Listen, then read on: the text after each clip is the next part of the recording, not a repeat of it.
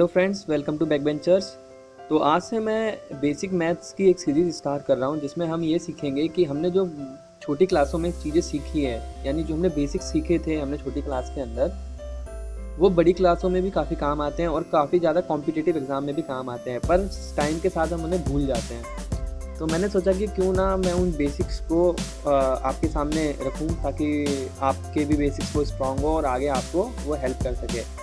और जो new generation के बच्चे हैं जो अभी स्कूल में पढ़ रहे हैं या छोटी क्लासेस में, जिन्होंने ये सब नहीं सीखा है या अभी सीखने वाले हैं, तो वो भी इन वीडियोस को देख के ये टॉपिक्स सीख सकते हैं। तो इसमें छोटे और बड़े दोनों ही एज ग्रुप का फ़ायदा है। तो इसलिए मैं ये बेसिक मैथ की सीरीज़ स्टार्ट कर रहा हूँ। तो आज हम पहली चीज़ जो सब सीखी थी बचपन में, काफ़ी लोग तो जानते ही होंगे, हमने बोर्ड मास सीखा था। तो हम बोर्ड मास सीखेंगे आज की इस वीडियो में। तो इस वीडियो में मैं ज़्यादा एग्जाम्पल डिस्कस नहीं करूँगा, एक ही एग्जाम्पल लेके मैं आपको बोर्ड मास सिखाने की कोशिश करूँगा। अगर आपको फिर भी कोई डाउट रहता है तो आप मुझे कमेंट सेक्शन में कमेंट करके पूछ सकते हैं, या आप कोई पर्टिकुलर क्वेश्चन को सॉल्व करना चाहते हैं इस बोर्ड मास के रूल से, तो आप मुझे वो सेंड कर सकते हैं कमेंट बॉक्स में। आपके लिए वो सॉल्व करूँगा और आपको समझाऊँगा, क्योंकि अगर मैं ज़्यादा से ज़्यादा एग्जाम्पल लूँगा तो वीडियो का साइज़ बड़ा हो जाएगा और ज़्यादातर लोग बड़ी वीडियो को देखना पसंद नहीं करते हैं, क्योंकि उन्हें कम टाइम में ज़्यादातर सीखने पसंद है। तो मैं इसमें ये चाहूँगा कि आपको बोर्ड मास का जो रूल है वो अच्छी तरीके से क्लियर हो जाए, जिसके बेसिस पे आप प्रैक्टिस करें और क्वेश्चन सॉल्व कर सकें। तो हम जल्दी से बोर्ड मास सीखते हैं और एक एग्जांपल को सॉल्व करते हैं। तो बोर्ड मास होता क्या है? तो बोर्ड मास के जो लेटर्स हैं, हम उनसे ही बोर्ड मास को तोड़ के सीखेंगे कि ये लेटर्स क्या कहते हैं। तो बोर्ड मास में जो पहले दो लेटर्स है, यानी बी और ओ, तो ये कहते हैं कि ब्रैकेट ऑफ, यानी हमें ब्रैकेट वालों को पहले सॉल्व करना है। यानी ब्रैकेट के अंदर जो भी हमें इक्वेशन दी हुई है उसे हमें पहले प्रायोरिटी देकर सबसे पहले उसे ही सॉल्व करना है, फिर ही आगे बढ़ना है। तो पहले मैं शुरुआत में ये कहना चाहूँगा कि आप जब भी किसी भी प्रॉब्लम को सॉल्व करें बोर्ड मास के थ्रू, तो स्टेप बाय स्टेप करें शुरुआत में जब आप सीख रहे हो। फिर बाद में आप शॉर्टकट इस्तेमाल कर सकते हैं, यानी एक ही लाइन में आप दो से ज़्यादा इक्वेशन सॉल्व कर सकते हैं। तो पहले हम एक ही चीज़ को सीखेंगे, एक एक लाइन करके सॉल्व करेंगे। तो बोर्ड मास में पहला बी और ओ जो दो लेटर्स हैं, ये कहते हैं ब्रैकेट ऑफ। तो यानी हम ब्रैकेट वालों को पहले सॉल्व करेंगे। फिर डी का मतलब होता है डिवाइड, और एम का मतलब मल्टीप्लाई, फिर एडिशन और फिर सब्ट्रैक्शन। यानी इनका मतलब ये नहीं कि हमें एडिशन करना है, सब्ट्रैक्शन करना है, मल्टीप्लाई करना है, डिवाइड करना है। इनका मतलब है कि इनको पहले सॉल्व करना है हमें। यानी दो इक्वेशन के बीच में, जिनके बीच में हमें साइन दिखता है, यानी डिवाइड का दिखता है या मल्टीप्लाई का दिखता है, तो उसकी प्रायोरिटी के हिसाब से हमें इन्हें सॉल्व करना है।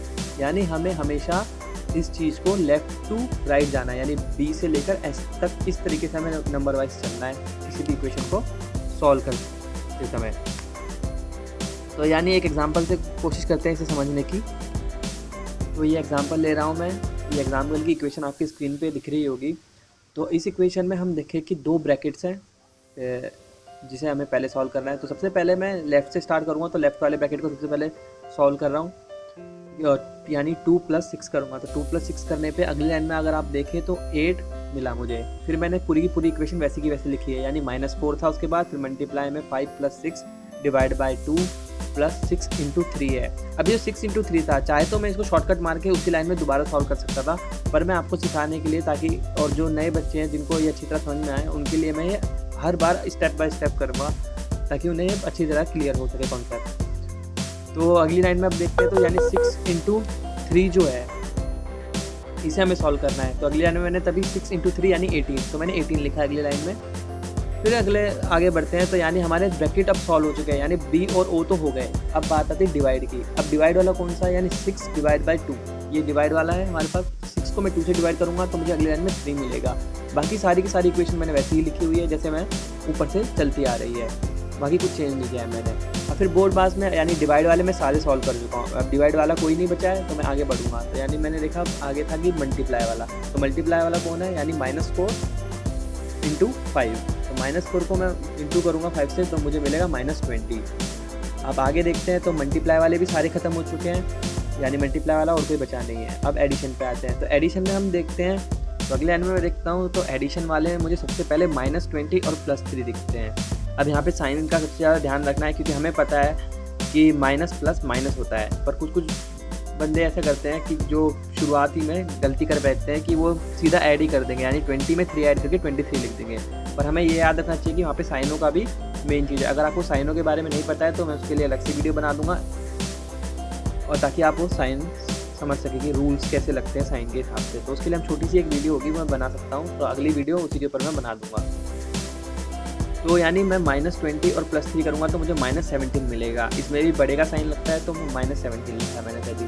फिर अगली लाइन में आता है तो एडिशन वाले अभी बचे हुए हैं, तो एडिशन करना है हमें। तो -17 और +18 होता है, माइनस प्लस माइनस होता है, तो मुझे वहाँ पे भी +1 मिला। और 8 + 1 फिर सब खत्म हो चुका है, अब एडिशन वाला बचा हुआ है तो एडिशन ही करेंगे। तो 8 + 1 9 होता है, तो यानी इसका आंसर हुआ 9। तो ये हमारा करेक्ट आंसर हुआ।